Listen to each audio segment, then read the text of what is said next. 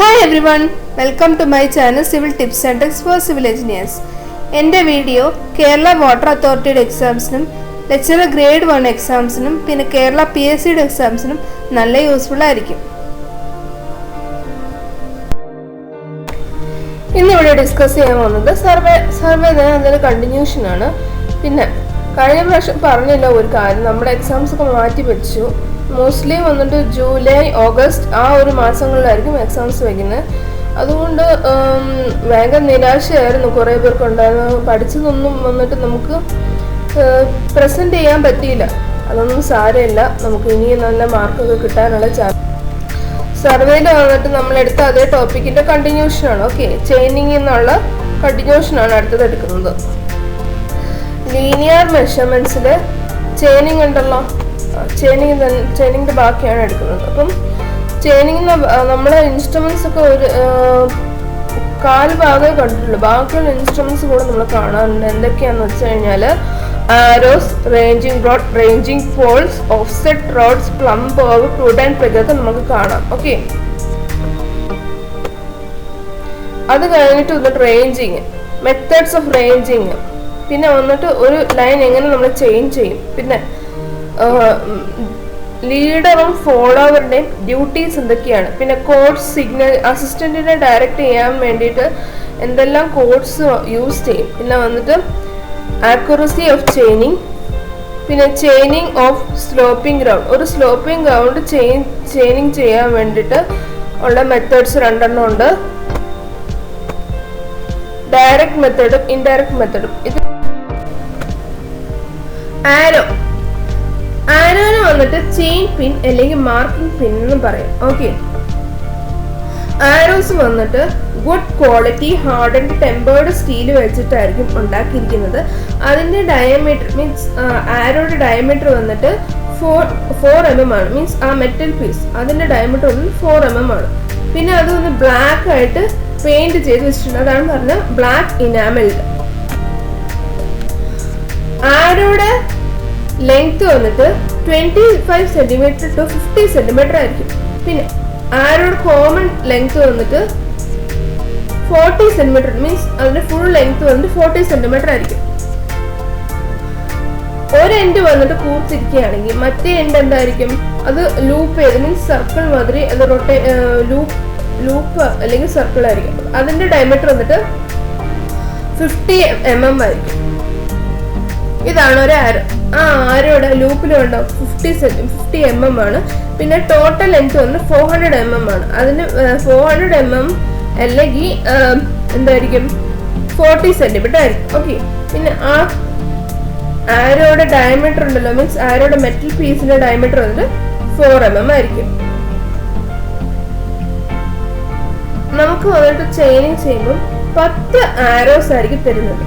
അപ്പൊ ഈ റെഡ് കളറും വൈറ്റ് കളറുമായിട്ട് ചിലതിൽ തരുന്നുണ്ട്. നമുക്കൊക്കെ കോളേജ് ചെയ്തപ്പം ഇതുപോലെ കളർ വ്യത്യാസമുള്ള ആരോസ് അല്ല തന്നിരിക്കുന്നത്. പക്ഷെ ഇതിങ്ങനെ കളർ വ്യത്യാസമുള്ള ആരോ തന്നിരിക്കുന്നതിന് കാരണം എന്താന്ന് വെച്ച് കഴിഞ്ഞാൽ നമ്മൾ കുത്തുമ്പോൾ ആ കറക്റ്റ് ആയിട്ടുള്ള റെഡ് കളറും വൈറ്റ് കളറുടെയും ബോർഡറിൽ വേണം നമ്മൾ മണ്ണ് വെച്ച് അഡ്ജസ്റ്റ് ചെയ്ത് കുത്തി വയ്ക്കാൻ. ഓക്കെ, അതിനു വേണ്ടി ആയിരിക്കാം ഈ റെഡ് കളറും വൈറ്റ് കളറും ആയിട്ടുള്ള വ്യത്യാസം ഉള്ള ഒരു ആരോ കാണിക്കുന്നത്. രണ്ടാമത്തെ വരുന്നതാണ് റേഞ്ചിങ് റോഡ്. റേഞ്ചിങ് റോഡ് സാധാരണ 2 അല്ലെങ്കിൽ 3 മീറ്റർ ആയിരിക്കും. ഓക്കെ, നമുക്ക് തരുന്നത് 2 മീറ്റർ ആണ് നമ്മൾ സാധാരണ യൂസ് ചെയ്യുന്നത്. അത് വന്നിട്ട് നമുക്ക് കറക്റ്റ് ആയിട്ട് ഈ റേഞ്ചിങ് റോഡ് നിർത്താൻ വേണ്ടിയിട്ട് അതിൽ താഴെ വന്നിട്ട് ഹെവി അയൺ പോയിന്റ് പ്രൊവൈഡ് ചെയ്തിട്ടുണ്ട്. മീൻസ് ഒരു കൂർത്ത പോയിന്റ് വന്നിട്ട് നമ്മുടെ റേഞ്ചിങ് റോഡിന് താഴെ പ്രൊവൈഡ് ചെയ്യും. അത് വെച്ചിട്ടായിരിക്കും നമ്മുടെ റേഞ്ചിങ് റോഡ് നിർത്തി വെക്കുന്നത്. അതിന് വന്നിട്ട് ഓൾട്ടർനേറ്റ് ബ്ലാക്ക് അല്ലെങ്കിൽ വൈറ്റ് ബാൻഡ് കാണും, അല്ലെങ്കിൽ വൈറ്റ് അല്ലെങ്കിൽ റെഡ് ബാൻഡ് കാണും. ഓക്കെ, ഓരോ ബാൻഡിന്റെയും ലെങ്ത് വന്നിട്ട് 20 cm ആയിരിക്കും. ഇത് വന്നിട്ട് സാധാരണ റേഞ്ചിങ്ങിന് വേണ്ടിയാണ് യൂസ് ചെയ്യുന്നത്. ഇതാണ് ഒരു റേഞ്ചിങ് റോഡ്. റേഞ്ചിങ് റോഡിന്റെ മെറ്റൽ ഷൂ ഉണ്ട്, അതാണ് വന്നിട്ട് ഹെവി അയൺ പോയിന്റ്. പിന്നെ റെഡ് കളർ ബാൻഡ് ഉണ്ട്, വൈറ്റ് കളർ ബാൻഡ് ഉണ്ട്. ഇതിന്റെ ലെങ്ത് വന്നിട്ട് 20 cm ആയിരിക്കും. നമ്മുടെ റേഞ്ചിങ് റോഡിന്റെ ടോട്ടൽ ലെങ്ത് വന്നിട്ട് 200 to 300 cm ആണ്. ഓക്കെ, അടുത്തത് വരുന്നതാണ് ranging poles. Okay, ranging poles ranging rod പോലെ തന്നെയാണ്, പക്ഷെ റേഞ്ചിങ് റോഡിനേക്കാളും കുറച്ചുകൂടി ഹെവി ആയിട്ടുള്ള ഒരു സെക്ഷനാണ്. ഓക്കെ, ഇതിന്റെ ലെങ്ത് വന്നിട്ട് സാധാരണ 4 to 8 മീറ്റർ ആണ്. അതിന്റെ ഡയമീറ്റർ വന്നിട്ട് 6 to 10 സെന്റിമീറ്റർ ആണ്. ഓക്കെ, ഫസ്റ്റ് കാണിച്ചിരിക്കുന്നത് റേഞ്ചിങ് റോഡാണ്. അടുത്തത് കാണിച്ചിരിക്കുന്നതാണ് റേഞ്ചിങ് പോൾ. റേഞ്ചിങ് പോളിന്റെ ഡയമീറ്റർ വന്നിട്ട് 6 to 10 സെന്റിമീറ്റർ ആയിരിക്കും. അതിന്റെ ലെങ്ത് വന്നിട്ട് 400 to 800 സെന്റിമീറ്റർ ആണ്. ഓക്കെ, അടുത്തത് വരുന്നതാണ് ഓഫ്സെറ്റ് റോഡ്. ഓഫ്സെറ്റ് റോഡ് വന്നിട്ട് നമ്മുടെ റേഞ്ചിങ് റോഡ് പോലെ തന്നെ ഉള്ളതാണ്. അതിന്റെ ലെങ്ത് വന്നിട്ട് 3 മീറ്റർ ആണ്.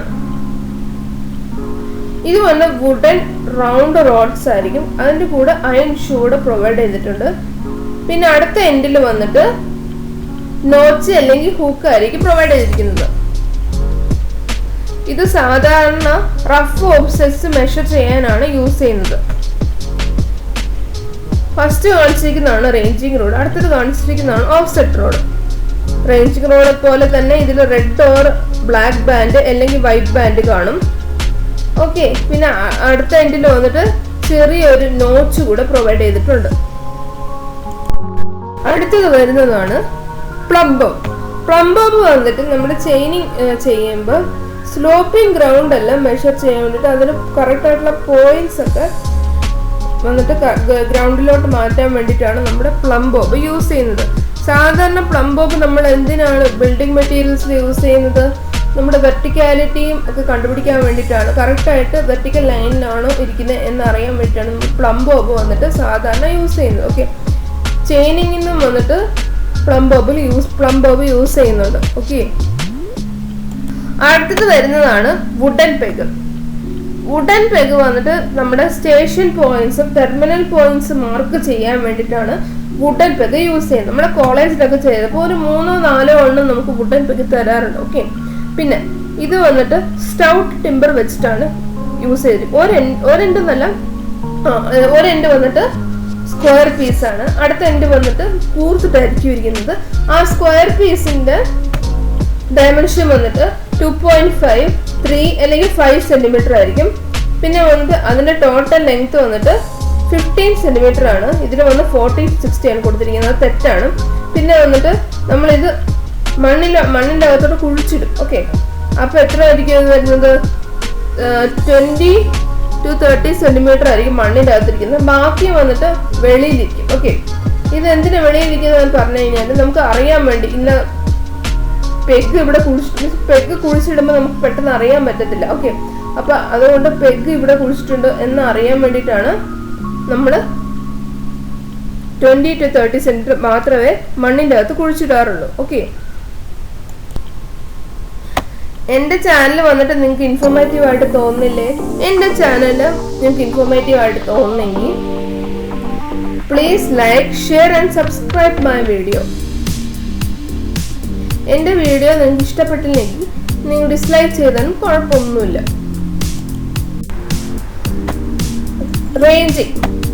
റേഞ്ചിങ് എന്ന് പറഞ്ഞു കഴിഞ്ഞാൽ 2 ടെർമിനൽ സ്റ്റേഷന്റെ ഇടയ്ക്ക് ഒരു ഇന്റർമീഡിയറ്റ് പോയിന്റ് നമ്മൾ എസ്റ്റാബ്ലിഷ് ചെയ്യുന്നതിന് പറയുന്നതാണ് റേഞ്ചിങ് ചെയ്യാൻ വേണ്ടി നമ്മൾ ലൈൻ റേഞ്ചർ എന്ന് പറഞ്ഞ ഒരു ഇൻസ്ട്രുമെന്റ് കൂടെ യൂസ് ചെയ്യും. അതില്ലെങ്കിൽ തന്നെ നമ്മുടെ ഐ വെച്ചിട്ട് നമുക്ക് യൂസ് ചെയ്യാൻ പറ്റും. ഓക്കെ, 2 ടൈപ്പ് റേഞ്ചിങ് ഉണ്ട്, ഡയറക്റ്റ് റേഞ്ചിങ്ങും ഇൻഡയറക്റ്റ് റേഞ്ചിങ്ങും. ഡയറക്റ്റ് റേഞ്ചിങ് എന്ന് പറഞ്ഞു കഴിഞ്ഞാൽ 2 എൻഡ്സ് വന്നിട്ട് നല്ല കാണാൻ പറ്റുന്ന ഇന്റർവിസിബിൾ ആയിരിക്കും. ഓക്കെ, പിന്നെ അതുകൊണ്ട് തന്നെ ഇതിൽ 3 റേഞ്ചിങ് റോഡ് തരത്തുള്ളൂ. മീൻസ് 2 ടെർമിനൽ പോയിന്റ്സിനും ഓരോ റേഞ്ചിങ് റോഡ്, നടുക്ക് 3ാമത്തെ പോയിന്റിൽ വന്നിട്ട് ഒരു റേഞ്ചിങ് റോഡ് യൂസ് ചെയ്യും. ഓക്കെ, ഇതാണ് ഡയറക്റ്റ് റേഞ്ചിങ്ങിന്റെ പിക്ചർ കാണിച്ചിരിക്കുന്നത്. എയിലിരിക്കുന്ന ആള് ബിയിലിരിക്കുന്ന ആളുടെ റേഞ്ചിങ് ലൈന് കറക്റ്റ് ആയിട്ടില്ല. മീൻസ് ആ റേഞ്ചിങ് റോഡ് ഉണ്ടല്ലോ, എയിലിരിക്കുന്ന റേഞ്ചിങ് റോഡ്, അത് വന്നിട്ട് സ്ട്രെയിറ്റ് ആയിട്ടിരിക്കണം. അതുപോലെ തന്നെ എയിൽ നിന്ന് നോക്കുമ്പോൾ ബിയിലെ അതേ പോയിന്റ് കറക്റ്റ് ആയിട്ട് നമ്മുടെ കണ്ണിന്റെ നേരെ തന്നെ വരണം. ഓക്കെ, അത് കഴിഞ്ഞ് സിയിലെ പോയിന്റ് വന്നിട്ട് ഇടയ്ക്ക് എസ്റ്റാബ്ലിഷ് ചെയ്യാനായിട്ട് വരുമ്പം ആള് കറക്റ്റ് ആയിട്ട് ബിയിലോട്ട് തന്നെയാണോ അതേ ലൈനിൽ തന്നെയാണോ സി ഇരിക്കുന്നതെന്ന് എ ഒബ്സർവ് ചെയ്യും. അത് കഴിഞ്ഞിട്ട് ഇതുപോലെ തന്നെ ബി ഒബ്സർവ് ചെയ്യും. അങ്ങനെ അതിന് പറയുന്നതാണ് ഡയറക്റ്റ് റേഞ്ചിങ്. അതിൻ്റെ ഒരു ജിഫ് കാണിച്ചു തരാം. കണ്ടോ, എയിലിരിക്കുന്ന ആള് എയിലിരിക്കുന്ന ആള് ബിയിലോട്ട് നോക്കിയിട്ട് കറക്റ്റ് ലൈൻ ആണോ നോക്കും കറക്റ്റായിട്ട്. ഓക്കെ, അത് കഴിഞ്ഞിട്ട് സിയിലെ ആളോട് വന്നിട്ട് കറക്റ്റായിട്ട് ഇടയ്ക്ക് ഇന്റർമീഡിയറ്റ് പോയിന്റ് എസ്റ്റാബ്ലിഷ് ചെയ്യും. സിയിലാണ് എ ബി, ആ 2 ലൈനിലും കറക്റ്റ് ആണോ സി നിൽക്കുന്നത് എന്ന് എ ഒബ്സർവ് ചെയ്യും. അതുപോലെ തന്നെ ബിയും സി വന്നിട്ട് എൻ്റെയും ബിന്റെയും ഇടയിലാണോ ഇരിക്കുന്നതെന്ന് ബിയും ഒബ്സർവ് ചെയ്യും. അങ്ങനെ അതിന് പറയുന്നത് ഡയറക്റ്റ് റേഞ്ചിങ്.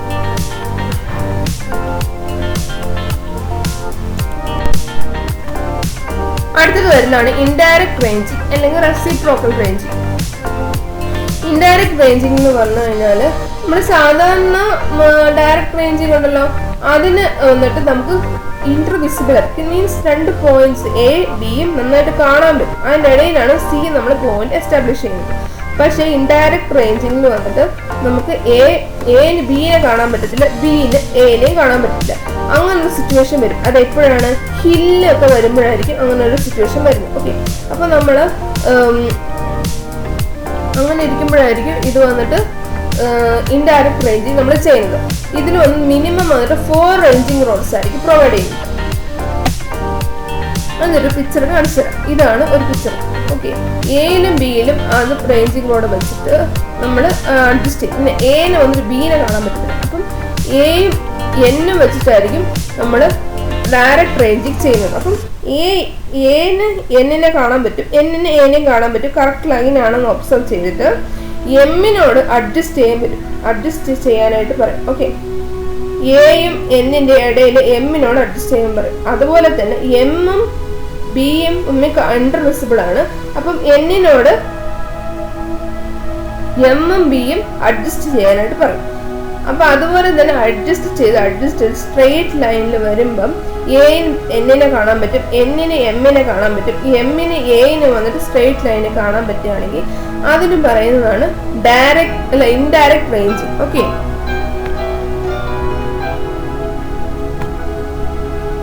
ഇങ്ങനെയാണ് ഇൻഡയറക്റ്റ് റേഞ്ചിങ് ചെയ്യുന്നത്. അതുകൊണ്ട് ഹില്ല് കണ്ടോ, എക്കും ബിക്കും കാണാൻ പറ്റത്തില്ല. പക്ഷെ ബിന് വന്ന് സിനെ കാണാൻ പറ്റും. അതുപോലെ തന്നെ എന് വന്ന് ഡിനെ കാണാൻ പറ്റും. അപ്പൊ എന്ത് ചെയ്യും?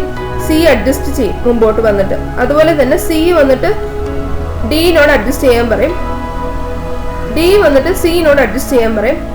എയും ഡിയും സ്ട്രേറ്റ് ലൈൻ ആയിട്ടേ അങ്ങനെ ചെയ്യാൻ പറ്റത്തുള്ളൂ.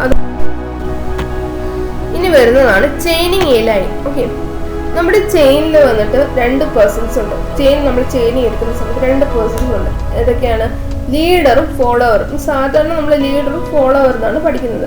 ലീഡറിന് മറ്റൊരു പേരാണ് ഹെഡ് ചെയിൻമാൻ. ഓക്കെ, നമ്മുടെ ലീഡർ ഫോർവേഡ് മൂവ് ചെയ്യുമ്പോൾ ലീഡർ ആയിരിക്കും വന്നിട്ട് ചെയിൻ പിടിക്കുന്നത്. അപ്പൊ അയാൾക്ക് പറയുന്ന പേരാണ് ഹെഡ് ചെയിൻമാൻ അല്ലെങ്കിൽ ലീഡർ. ഓക്കെ, ചെയിനിന് മറ്റൊരു അറ്റം പിടിക്കുന്നത് വന്നിട്ട് ഫോളോവർ ആയിരിക്കും. അയാൾക്ക് വേറൊരു പേര് പറയുന്നതാണ് റിയർ ചെയിൻമാൻ. കാരണം ചെയിനിന്റെ മറ്റൊരു അറ്റമല്ലേ, മീൻസ് ബാക്ക് അറ്റമല്ലേ, അപ്പൊ എന്തായിരിക്കും? അത് റിയർ ചെയിൻമാൻ എന്നാണ് പറയേണ്ടത്. ഇങ്ങനെയാണ് ലീഡറും ഫോളോവറും ജോലി ചെയ്യുന്നത്. ഓക്കെ, ലീഡറാണ് വന്ന് ചെയിൻ പിടിച്ചിട്ട് ഫോളോവർ ചെയിൻ പിടിച്ച് കറക്റ്റ് ആണോ നോക്കും. എന്നിട്ട് ലീഡർ വന്നിട്ട് ചെയിൻ കൊണ്ട് മുമ്പോട്ട് പോകും. കണ്ടോ, അങ്ങനെ 20 മീറ്റർ എടുക്കും. അതാണ് ലീഡറും ഫോളോവറും ചെയ്യുന്നത്.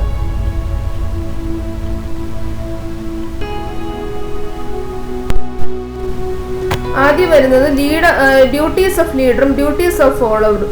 ഡ്യൂട്ടീസ് ഓഫ് ലീഡർ വന്നിട്ട് ഇപ്പൊ കാണാം. ഡ്യൂട്ടീസ് ഓഫ് ലീഡറിന്റെ ജോലി എന്താണെന്ന് വെച്ചാൽ ചെയിൻ വന്നിട്ട് ഫോർവേഡ് വലിച്ച് എടുക്കുന്നതാണ് ലീഡറുടെ ജോലി. മുമ്പ് മീൻസ് ചെയിനിന്റെ ഫ്രണ്ടിൽ നടക്കുന്നതാണ് ലീഡറുടെ ജോലി. ഓക്കെ, പിന്നെ ഫോളോവറുടെ ഇൻസ്ട്രക്ഷൻസ് ഒക്കെ ഒബേ ചെയ്യുന്നതാണ് ലീഡർ ചെയ്യുന്നത്. പിന്നെ ലീഡറിന്റെ കയ്യിൽ ആരോസ് കാണും. ഈ ലീഡറിന്റെ ആരോസ് ആണ് വന്നിട്ട് ഇൻസേർട്ട് ചെയ്യുന്നത് ലീഡറുടെ ജോലിയാണ്. ഓക്കെ, ഫോളോവറുടെ ഡ്യൂട്ടീസ് എന്തൊക്കെയാണെന്ന് വെച്ച് കഴിഞ്ഞാല് നമ്മുടെ ലീഡർ കറക്റ്റ് ആയിട്ടുള്ള ലൈനിലാണോ ഫോളോ ചെയ്യുന്നത് എന്നറിയാൻ വേണ്ടിയിട്ടാണ് ഫോളോവർ യൂസ് ചെയ്യുന്നത്. പിന്നെ നമ്മുടെ ലീഡറിന് ഇൻസ്ട്രക്ഷൻസ് കൊടുക്കുന്നത് ഫോളോവർ ആയിരിക്കും.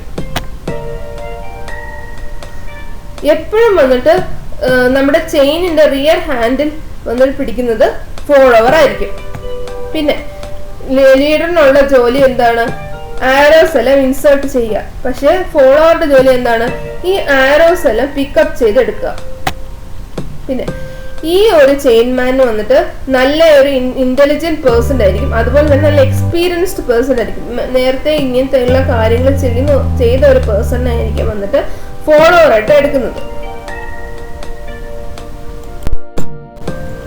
അടുത്തത് വരുന്നതാണ് codes of signals used in directing the assistant in line. Assistant correct ആയിട്ട് ലൈനിന് ആക്കാൻ വേണ്ടിയിട്ടാണ് കോഡ്സ് സിഗ്നൽസ് യൂസ് ചെയ്യുന്നത്. Okay, move back. ആദ്യം ബാക്കിലോട്ട് കൈ ഇങ്ങനെ വീശുക, അതുകൊണ്ട് പറഞ്ഞ move back. Okay, instrument pick ചെയ്യുക, രണ്ട് കൈയും താഴെ നിന്ന് മേലോട്ട് ഉയർത്തുക. ഓക്കെ, മൂവ് റൈറ്റ് ഇല്ലെങ്കിൽ ലെഫ്റ്റ്. പിന്നെ ഗീവ് എ സൈറ്റ് എന്ന് പറഞ്ഞാൽ മേളിലോട്ട് കൈ ഇങ്ങനെ ഇങ്ങനെ ആക്കുക. പിന്നെ ഓൾ റൈറ്റ് എന്ന് പറഞ്ഞാൽ രണ്ട് കൈയും താഴോട്ട് മേളിലോട്ട് കാണിക്കുക. പിന്നെ ഇതാണ് പോയിന്റ് എന്ന് കാണിക്കാനായിട്ട് നമ്മൾ റേഞ്ചിങ് റോഡ് വെച്ച് യൂസ് ചെയ്യും. പിന്നെ ഫേസ് ദ റോഡ്, പിന്നെ റിവേഴ്സ് ദ റോഡാണ് കൈ രണ്ടെണ്ണം ഓപ്പോസിറ്റ് ഡയറക്ഷനിൽ മൂവ് ചെയ്യുന്നത്. മൂവ് ഫോർവേഡ് എന്ന് പറയുന്നതാണ് കൈ വന്നിട്ട് നേരെ ഉയർത്തിയിട്ട് ഇങ്ങനെ രണ്ട് കൈയും അടുത്തോട്ട് കൊണ്ടുവരിക. ഫേസ് ദ റോഡാണ് കൈ രണ്ടെണ്ണം മേളിലോട്ടാക്കിയിട്ട് തിരിച്ചു വയ്ക്കുന്നത്.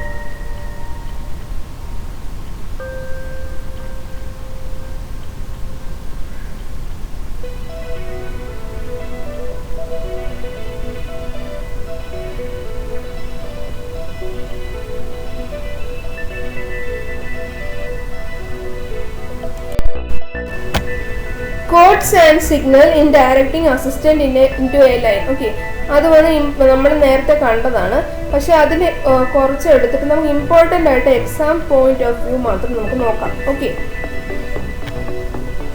Rapid sweeps to the right. നമ്മുടെ കൈ വന്നിട്ട് റാപ്പിഡ് ആയിട്ട് ഇങ്ങനെ മൂവ് ചെയ്ത് കൊടുക്കുകയാണെങ്കിൽ അതിന് പറയുന്നതാണ് move considerably to the right. Rapid sweeps to left ആണെങ്കിൽ move considerably to the left. റൈറ്റും കൺസിഡറബിളി ടു ദ റൈറ്റും ലെഫ്റ്റും മാത്രം നമ്മൾ ഓർത്ത് വെക്കേണ്ട ആവശ്യമില്ല. റൈറ്റ് കാണിക്കുകയാണെങ്കിൽ ക്വസ്റ്റ്യൻ റൈറ്റ് കാണിക്കുകയാണെങ്കിൽ റൈറ്റിന് ആൻസർ ഇടുക, ലെഫ്റ്റ് കാണിക്കുകയാണെങ്കിൽ ലെഫ്റ്റിന് ആൻസർ ഇടുക. Okay, slow sweeps to the right ആണെങ്കിൽ move slowly to the right ആയിരിക്കും. Slow sweeps to the left hand ആണെങ്കിൽ move slowly to the left ആയിരിക്കും. Okay, right arm is extended. നമ്മുടെ റൈറ്റ് ആം നന്നായിട്ട് extend ചെയ്ത് വെക്കുകയാണെങ്കിൽ continue means move ചെയ്തുകൊണ്ടേ ഇരിക്കുക. ലെഫ്റ്റ് ഹാൻഡ് എക്സ്റ്റെൻഡഡ് ആണെങ്കിൽ ലെഫ്റ്റിലോട്ട് മൂവ് ചെയ്തുകൊണ്ടേ ഇരിക്കുക. Right hand move to the right ആണെങ്കിൽ plumb the rod to the right. Okay, പിന്നെ വന്നിട്ട് left hand move to the left ആണെങ്കിൽ plumb the rod to the left. Both hands above the head and then brought down means നമ്മൾ രണ്ട് കൈയും മേളിലോട്ട് കൊണ്ടുവന്നിട്ട് താഴോട്ട് നമ്മൾ ഇടുകയാണെങ്കിൽ അത് കറക്റ്റ് ആണെന്നാണ് അർത്ഥം. പിന്നെ അതുപോലെ തന്നെയല്ല നമ്മുടെ രണ്ട് കൈയും നമ്മുടെ ഷോൾഡർ വരയ്ക്ക് പൊക്കിയിട്ട് ബ്രിസ്ക് ആയിട്ട് താഴോട്ട് വരുത്തുകയാണെങ്കിൽ അതിന് പറയുന്നതാണ് fix. Accuracy in chaining. For ordinary measurements with a steel band on flat ground with careful work, അതിന്റെ ലിമിറ്റ് ഓഫ് എറർ വന്നിട്ട് 1 in 2000 ആണ്.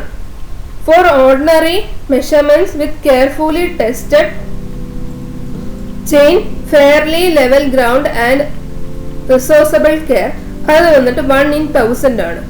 Under average conditions 1 in 500 ആണ്. For measurement over rough or somewhat hilly ground ആണെങ്കിൽ 1 in 250 ആയിരിക്കും. First കണ്ടീഷനിൽ വന്നിട്ട് limit of error വന്നിട്ട് ഭയങ്കര കുറവായിരിക്കും. 1 in 2000 എന്ന് കാണുമ്പോൾ വലിയ നമ്പർ ആണെന്ന് വിചാരിക്കും. പക്ഷെ അത് വന്നിട്ട് 1 divided by 2000 എത്രയായിരിക്കും വാല്യൂ? അത് ഭയങ്കര ചെറുതായിരിക്കും. മീൻസ് അത്രയും വന്നിട്ട് എറർ കാണാൻ പാടില്ല. ബാക്കിയുള്ളതിലും അതുപോലെ തന്നെയാണ്. 1 in 1000 എന്ന് പറഞ്ഞു കഴിഞ്ഞാൽ 1/1000 ചെയ്യുമ്പം നമുക്ക് എത്ര വാല്യൂ കിട്ടുന്നു അത്രയും വന്നിട്ട് നമുക്ക് എറർ വരുത്താനായിട്ട് പറ്റും. അത്ര എറർ വരാൻ പാടുള്ളൂ, അതിൽ എറർ കൂടാൻ പാടില്ല. അതുപോലെ തന്നെ അണ്ടർ റേഞ്ചിങ് ആവറേജ് കണ്ടീഷനിലും വന്നിട്ട് 1/500 1/500 വാല്യൂ വന്നിട്ട് ചെയ്യുമ്പം ഈ 1/2000 1/1000 കുറച്ചുകൂടെ എറർ വന്നിട്ട് കൂടിയാലും ഇതിൽ കുഴപ്പമൊന്നുമില്ല. ആവറേജ് കണ്ടീഷൻസ് ഹില്ലി റഫ് ഗ്രൗണ്ടിലെല്ലാം വന്നിട്ട് 1/250 അതിലും എറർ കുറച്ചുകൂടെ കൂടിയാലും കുഴപ്പമൊന്നുമില്ല. ഓക്കെ, ഈ ആക്യുറസി ഇൻ ചെയിനിങ് ഭയങ്കര ഇമ്പോർട്ടൻ്റ് ആണ്. ഇതിൽ നിന്ന് ക്വസ്റ്റ്യൻസ് ഒരുപാട് പ്രാവശ്യം ചോദിച്ചിട്ടുണ്ട്. അപ്പോൾ ഇത് നന്നായിട്ട് ഇന്ന് പഠിക്കുക. ഓക്കെ, ആണ് സ്ലോപ്പിംഗ് ഗ്രൗണ്ട്. ഓക്കെ, അതുകൊണ്ട് ഡയറക്റ്റ് മെത്തേഡ് ഉണ്ട്, ഇൻഡയറക്റ്റ് മെത്തേഡ്. നമുക്ക് എന്താ ഡയറക്റ്റ് മെത്തേഡ് കാണാം. ഫസ്റ്റ് ഡയറക്റ്റ് മെത്തേഡ് വന്നിട്ട് അതിന് പറയുന്ന വേറൊരു പേരാണ് സ്റ്റെപ്പിംഗ് മെത്തേഡ്. ഓക്കെ, ഇതെങ്ങനെയാണ് എടുക്കുന്നതെന്ന് വെച്ചാൽ പിക്ചർ ഇപ്പോൾ കാണിച്ചു തരാം. ഇത് സ്ലോപ്പ് നമ്മൾ അതിൻ്റെ ഹൊറിസോണ്ടൽ ഡിസ്റ്റൻസ് നമുക്ക് കണ്ടുപിടിക്കണം. അപ്പോൾ ഇതെങ്ങനെയാണെന്ന് വെച്ച് കഴിഞ്ഞാൽ ഫസ്റ്റ് നമ്മൾ റേഞ്ചിങ് റോഡ് പോയിന്റ് എയിൽ വയ്ക്കും. പോയിന്റ് എ എന്ന് പറഞ്ഞാൽ ഈ എ അല്ല, പ്ലംബോബ് ഉണ്ട് എഴുതിയിരിക്കുന്നത്. ആ പ്ലംബോബിൻ്റെ ആ സൈഡിൽ എ പോയിന്റിൻ്റെ അവിടെ റേഞ്ചിങ് റോഡ് വെച്ചിട്ട് അവിടെ നമ്മൾ ചെയിൻ നേരെ സ്ട്രെയിറ്റ് ആയിട്ട് പിടിക്കും. പിന്നെ നമ്മുടെ കയ്യിൽ ചെറിയൊരു പ്ലംബോബ് കാണും. ഈ പ്ലംബോബ് ഒന്ന് താഴ്ത്തിടണം. താഴ്ത്തിടുമ്പം ആ കറക്റ്റായിട്ടുള്ള പോയിന്റ് കിട്ടും. നമ്മളത് കോളേജ് ചെയ്തപ്പം ഇത് ഇങ്ങനെ പ്ലംബോബ് അല്ല നമ്മൾ ഇടുന്നത്, നമ്മൾ വന്നിട്ട് കല്ലായിരിക്കും ഇടുന്നത്, കല്ല്. ഓക്കെ, അപ്പം ഈ കല്ല് വന്നിട്ട് കറക്റ്റായിട്ട് താഴെ വീഴുമ്പം ആ പോയിന്റ് ആയിരിക്കും അടുത്ത ബി പോയിന്റ് ആയിട്ട് എടുക്കുന്നത്. അത് കഴിഞ്ഞ് അവിടെ നിന്ന് വന്ന് ചെയിൻ സ്ട്രെയിറ്റ് ആയിട്ട് പിടിച്ചിട്ട് അപ്പുറത്തെ അറ്റത്ത് നിന്ന് നമ്മൾ കല്ല് ഇടും താഴെ. ആ ഇടുന്ന പോയിന്റ് ആയിരിക്കും സി ആയിട്ട് വരുന്നത്. അങ്ങനെയായിരിക്കും എല്ലാ പോയിന്റ് നമ്മൾ എടുക്കുന്നത്. ഓക്കെ, ഇങ്ങനെയാണ് ചെയ്യുന്നത്. സ്ലോപ്പിംഗ് ഗ്രൗണ്ടിൽ റേഞ്ച് റോഡ് വെച്ചിട്ട് ചെയിൻ ആദ്യം സ്ട്രെയിറ്റ് ആയിട്ട് പിടിക്കും. പിന്നെ അവിടെ നിന്ന് പ്ലംബ് വന്നിട്ട് താഴെ എടുത്തെറിയും. അവിടെ വന്ന് ബിയിലോട്ട് ഒരു റേഞ്ചിങ് റോഡ് വയ്ക്കും. എന്നിട്ട് ബിയിൽ നിന്ന് സി വരയ്ക്കും നമ്മൾ ചെയിൻ എടുക്കുക. അതുപോലെ തന്നെ അടുത്ത പോയിന്റിലോട്ട് ചെയിൻ എടുത്തിട്ട് പ്ലംബ് താഴെ ഇടുക. എന്നിട്ട് അതിന് total distance L1 + L2 + L3 total ചെയിനിന്റെ ലെങ്ത് ആണ്. ഓക്കെ,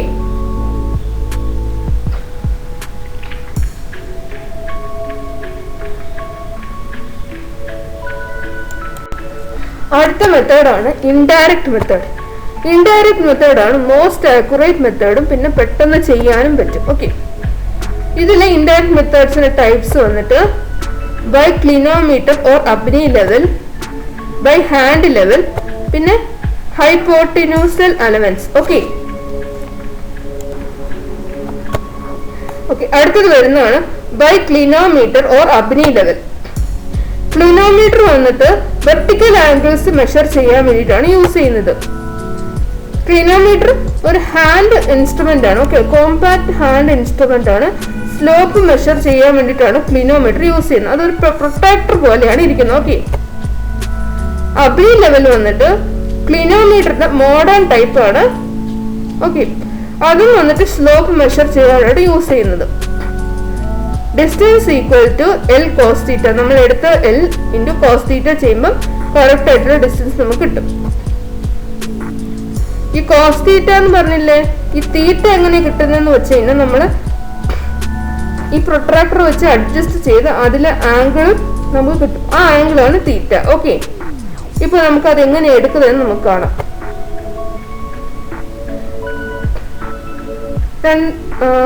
രണ്ടാൾക്കാര് എ ബിയിലും നിപ്പുണ്ട്. ഓക്കെ, സർവേയർ ഒരു അറ്റത്തും മറ്റേ അറ്റത്ത് ലീഡർ നിപ്പുണ്ട്. ലീഡറാണ് ചെയിൻ വലിച്ച് ഇപ്പുറത്തെ എൻഡിലോട്ട് കൊണ്ടുവരുന്നത്. ഓക്കെ, എന്നിട്ട് അയാൾ അവിടെ ആ ലെങ്ത് ഓഫ് ചെയിൻ വന്നിട്ട് 30 മെഷർ ചെയ്യും. അത് കഴിഞ്ഞിട്ട് അവിടെ ക്ലിനോമീറ്റർ വെച്ചിട്ട് അവിടെ തീറ്റ മെഷർ ചെയ്യും. ഓക്കെ, ലീഡർ വന്ന് തീറ്റ മെഷർ ചെയ്യും. അതുപോലെ തന്നെ സർവേയറും തീറ്റ മെഷർ ചെയ്തിട്ട് കറക്റ്റ് ആയിട്ടുള്ള ഡിസ്റ്റൻസ് കണ്ടുപിടിക്കും. ഓക്കെ, ഒന്നുകൂടെ കാണാം.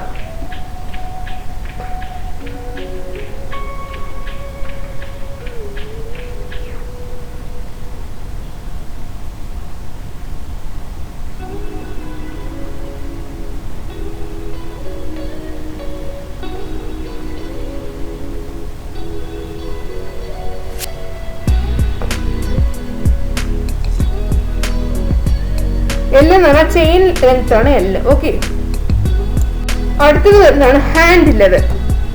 ഹാൻഡ് ലെവലും ഇതുപോലെ ഒരു കോമ്പാക്ട് ഇൻസ്ട്രുമെന്റ് ആണ്. ഇത് ലെവൽ ഡിഫറൻസ് ബിറ്റ്വീൻ 2 പോയിന്റ്സ് കണ്ടുപിടിക്കാനാണ് ഹാൻഡ് ലെവൽ യൂസ് ചെയ്യുന്നത്.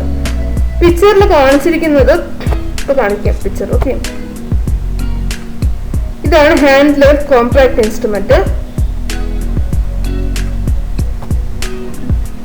ഓക്കെ, പിക്ചറിൽ വന്നിട്ട് h വന്നിട്ട് ഹൈറ്റ് ആണ്. ഓക്കെ, എടുത്തിരിക്കുന്ന സ്ലോപ്പിന്റെ ഹൈറ്റ് ആണ്. പിന്നെ L വന്നിട്ട് ചെയിൻ ലെങ്ത് ആണ്. അത് വന്നിട്ട് അതിന്റെ തീറ്റ നമ്മൾ കണ്ടുപിടിക്കും. തീറ്റ എല്ലായിരിക്കും നമ്മൾ ഹാൻഡ് ലെവൽ ഇൻസ്ട്രുമെന്റിൽ നിന്ന് കണ്ടുപിടിക്കുന്നത്. ആ ഡിസ്റ്റൻസ് വന്നിട്ട് പൈതഗോറസ് തിയറം വെച്ചിട്ട് d square equal to L square minus h square ചെയ്യുമ്പോൾ d സ്ക്വയർ കിട്ടും. d equal to root of L square minus h square ചെയ്യുമ്പോൾ d കിട്ടും. അടുത്ത് വരുന്നതാണ് ഹൈപ്പോട്ടിന്യൂസൽ എലമെന്റ്സ്. ഇത് നല്ല ഇമ്പോർട്ടൻ്റ് ആയിട്ടുള്ള ടോപ്പിക്കാണ്. ഇതിൽ നിന്നൊരു ക്വസ്റ്റ്യൻ കൺഫേം ആയിട്ട് എല്ലാ PSC എക്സാംസിലും ചോദിക്കുന്നതാണ്. അപ്പോൾ മെജോറിറ്റി ആൾക്കാരും ഇത് പഠിച്ചിട്ട് വരണം. ഓക്കെ, ഇത് ആക്ച്വലി കറക്ഷൻ ആണ് അപ്ലൈ ചെയ്യുന്നത്. നമ്മൾ മെഷർമെന്റ് ചെയ്തതിന്റെ കറക്ഷൻ ആണ് അപ്ലൈ ചെയ്യുന്നത്. ഓക്കെ, പിക്ചർ ഇപ്പൊ കാണിച്ചു തരാം. ഇത് കണ്ട പിക്ചർ ഉണ്ടല്ലോ. ഇപ്പൊ നമുക്ക് ഇത് എങ്ങനെയാ ചെയ്യുന്നത് ഇപ്പൊ കാണാം. ഓക്കെ, നമ്മളൊരു എഞ്ചിനീയർ ആണ്. അപ്പോൾ ആ എഞ്ചിനീയർ വന്നിട്ട് 1 ചെയിൻ A to C വരയ്ക്കുള്ള ഡിസ്റ്റൻസ് നമ്മൾ കുഴിക്കണം എന്ന് ഒരു വർക്കറിനോട് നമ്മൾ പറയും. അപ്പോൾ ഈ വർക്കറിന് വന്നിട്ട് വർക്കറുടെ വിചാരം എന്താ, 1 ചെയിൻ ലെങ്ത് 20 മീറ്റർ വന്നിട്ട് B to A' വരയ്ക്കുള്ള ഡിസ്റ്റൻസ് ആണ് അയാൾ വിചാരിക്കും. ഓക്കെ, അപ്പോൾ അയാൾ എന്ത് ചെയ്യും, B to A' വരയ്ക്കുള്ള ഡിസ്റ്റൻസ് അയാൾ കുഴിക്കും. അപ്പൊ B to A അല്ലേ എടുക്കേണ്ടത്, പക്ഷെ B to A' ആണ് അയാൾ എടുത്തിരിക്കുന്നത്. അപ്പൊ അത് കറക്റ്റ് ആണോ? അല്ല. അപ്പൊ ഈ എഞ്ചിനീയർ വന്ന് നോക്കുമ്പം ഇയാള് ഹൈപ്പോട്ടിന്യൂസൽ എലമെന്റ്സ് വെച്ച് കറക്റ്റ് ചെയ്യുമ്പം ഇയാൾക്ക് A to B വരയ്ക്കുള്ള കറക്റ്റ് ഉള്ള ഡിസ്റ്റൻസ് കിട്ടും. Okay, hypotenusal elements A' is equal to BA minus BA'. Okay, equal to 100 sec theta links minus 100 links equal to 100 sec theta minus 1 links. Okay, ഇത് ഇന്ന് question confirm ആണ്. അപ്പൊ ഇത് പഠിക്കണേ. ഇതോടെ ക്ലാസ് കഴിയുകയാണ്. അടുത്ത ക്ലാസ്സിൽ തന്നെ ചെയിനിങ്ങിന്റെ continuation, errors in chaining, errors in tape, errors in surveying. Thank you and all the best for your exams.